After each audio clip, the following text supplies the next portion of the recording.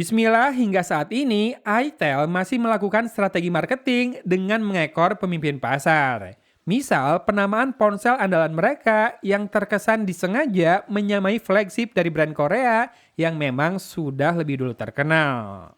Bedanya, kalau Samsung itu produknya baru sampai Galaxy S25 Ultra, itel malah sudah selangkah di depan dengan merilis itel S26 Ultra. Ya, walau S-nya diperjelas lagi sebagai singkatan dari kata super, kita sama-sama tahulah dari mana inspirasi penamaan smartphone itel yang satu ini. Ini hype marketing saja kok, levelnya mah jauh berbeda. Penampakannya juga tidak banyak mencontek, kecuali layout kamera belakangnya saja. Sisanya, ini adalah sebuah ponsel molek dengan layar lengkung dan bodi tipis yang di kelas harganya sih menarik ya. Singkatnya mah worth it lah. Bagaimana tidak, panel layarnya sudah AMOLED dengan in-display fingerprint scanner, 144 Hz pula refresh rate-nya, belum lagi adanya balutan Gorilla Glass 7i yang masih dipakai di flagship belasan juta milik brand lain. Terdengar bombastis ya, tapi tunggu, masih ada tambahan. Baterainya 6000 mAh dengan ketebalan bodi hanya 6,8 mm. Meski memang fast chargingnya mentok di 18 watt saja. Untuk ketahanan air, ponsel ini sudah punya rating IP65, jadi kecipratan air hujan atau kebasahan di saku pas lagi kehujanan di tengah jalan harusnya aman ya. Di Indonesia sendiri, itel S26 Ultra dijual dalam dua pilihan kapasitas storage, yakni 128 dan 256 GB. Semuanya sudah UFS dengan skor Antutu untuk tes storage-nya ini adalah 52 ribuan. Kalau skor total benchmark di Antutu dapat 660 ribuan, karena ini pakai prosesor 6 nanometer baru dari Unisoc yaitu Tiger atau T7300. RAM-nya sendiri 8 GB, terdengar bombastis ya. Tapi pasti ada kompensasi yang harus direlakan jika HP sekarang ini bisa didapat di kepala 2 jutaan saja. Ya, pertama tidak ada info soal jaminan software update dan dalam penggunaan sehari-hari sesekali muncul iklan di bagian atas layar. Kalau buat jadi daily driver, ini bakal cukup mengganggu, namun kalau hanya buat HP kedua, buat hiburan, main game, atau sesekali dipinjamkan ke anak saat menunggu, nggak masalah.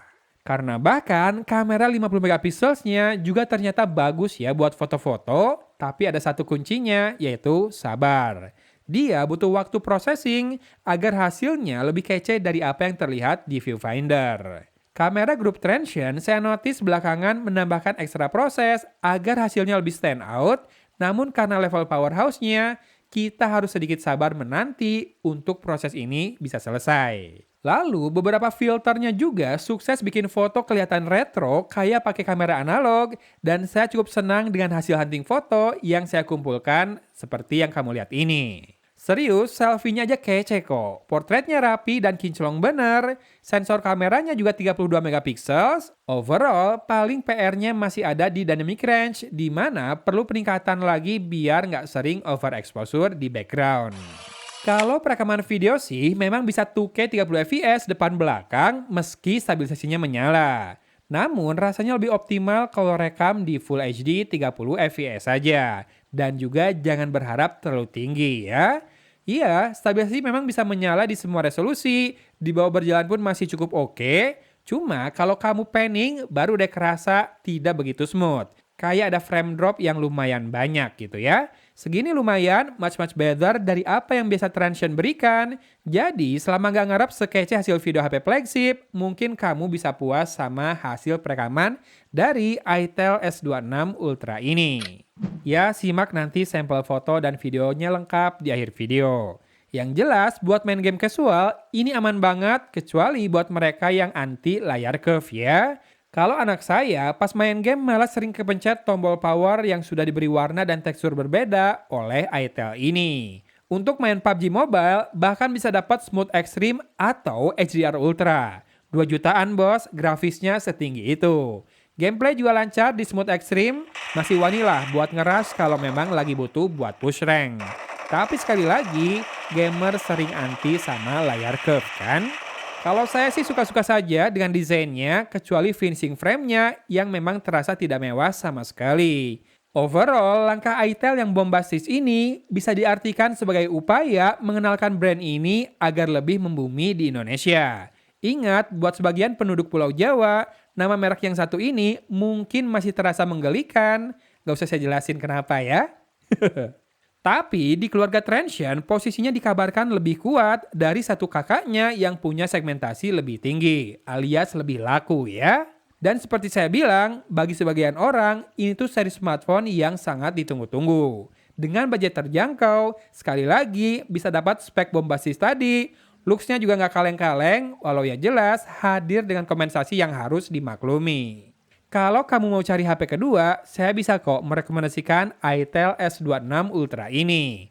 Atau buat anak sekolah biar nggak terlalu mahal, tapi masih bisa diajak berbagai kebutuhan yang membutuhkan performa lumayan. Sisanya silakan tentukan setelah melihat sampel kameranya lebih lengkap ya. Produk yang saya munculkan di YouTube Shopping boleh diklik kalau teman-teman tertarik atau cek juga link di deskripsi. Videonya saya tutup di sini. Dari Kota Cimahi, Agon pamit undur diri. Wassalamualaikum warahmatullahi wabarakatuh.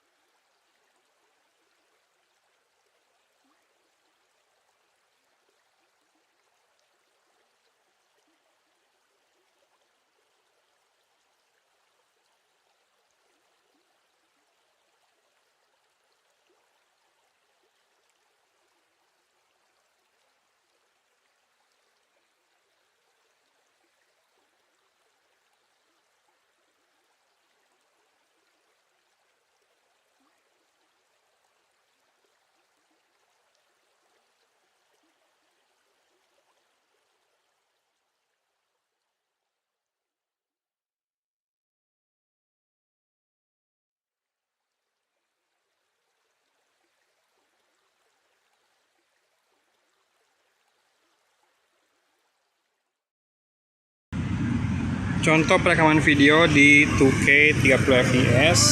Ini stabilisasinya menyala ya di 2K. Jadi kalau kita panning seperti ini, tilting seperti itu, dan silakan disimak audionya di pinggir jalan yang ramai kayak gini. Karena ini nggak ada mikrofon kedua ya buat noise cancellingnya. Habis ini saya mau coba rekam di Full HD saja. Yang ini di Full HD 30 fps dengan stabilisasi menyala juga. Apakah ini yang paling stabil karena tanpa cropping factor? Segini sih udah lumayan ya buat smartphone 2 jutaan. Bisa 2K 30 fps dengan stabilisasi menyala. Tinggal simak audionya sekali lagi ya.